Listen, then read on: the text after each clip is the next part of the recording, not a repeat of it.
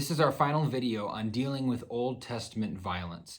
And for this seventh and final video, we're going to be highlighting a Bible scholar by the name of Matthew Lynch. And he wrote this really good book a couple years ago called Flood and Fury. It's a great book, among the best that I read going through this series.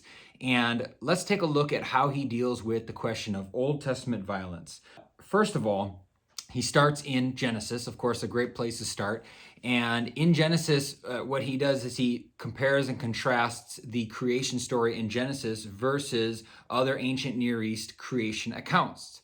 Now, if you look at these other ancient Near East creation accounts, you see that they're filled with violence. Versus in Genesis chapter 1, it's simply God speaking and it's all done, right? All of creation is done by the power of his word versus a violent struggle between various gods. So right from the beginning of the biblical story, what we have is a non-violent world. And this becomes important because at both the very beginning of the Bible, but also at the very end, you have the shalom and the peace of God that's reigning. Right? A cessation of violence is eventually where the story is going to end at the end of the Bible. And Matthew Lynch makes a very good case of reading the entire Bible through the lens of Genesis chapters 1 and 2. Because in Genesis chapter 1 and 2, we do have this peaceful garden at the center of creation where man and woman are ruling God's creation in a peaceful way where there is harmony everywhere. Of course, this all quickly falls apart by the time we get to Genesis 3. Now you have male domination and violence beginning to enter into the story. We make it to Genesis chapter 6, where we have the story of the flood. And that can be seen as, oh wow, God is destroying the whole world. But what Matthew Lynch argues is that violence already had ruined the world. And God comes through and the world actually needed a restart, right? It needed to be cleansed and purified. And that even in the flood, we even see the mercy and the compassion of God because mankind had already destroyed and filled the earth with violence and immorality. The big question for Matthew Lynch is this: if the Bible starts with the peace of God, nonviolence, and in the end, it's eventually going to work towards that way as well. What about all of these middle parts?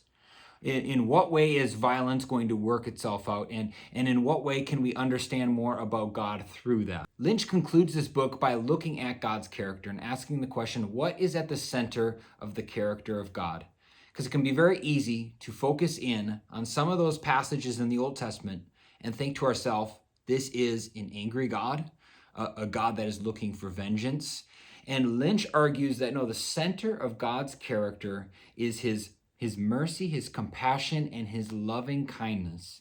Let me read you this quote from Lynch. He says, God's love is more central to his character than his judgment, because judgment responds to sin which will not endure. Judgment and justice play a very important, though a secondary, role. And when this is properly understood and seeing that violence, first of all, is quite rare in the biblical storyline. We read a lot more about God's, what he calls his loving kindness, his hesed, or his steadfast love throughout the whole Bible, God's compassion and his mercy. We see that is at the center of who God is. And when we put everything else in its proper place, when we read the Bible through the lens of Genesis 1 and 2 and see the telos and where everything is heading, that's when we can get at the character of who God is without neglecting everything in the middle and all the violence and giving it its proper recognition and its voice in the biblical story. But Lynch is among the best of all the scholars that we've looked at through this whole study. So thanks for following along through these last several videos. And really what we're doing is we're taking the Bible seriously, really believing the Bible is the Word of God. And when there are difficulties in the biblical text or things that make us uncomfortable, asking the hard questions, looking a little bit deeper, look at different perspectives from Bible scholars to be able to dig a little bit deeper and try to find solutions or a way towards solutions to these really hard but yet very important questions.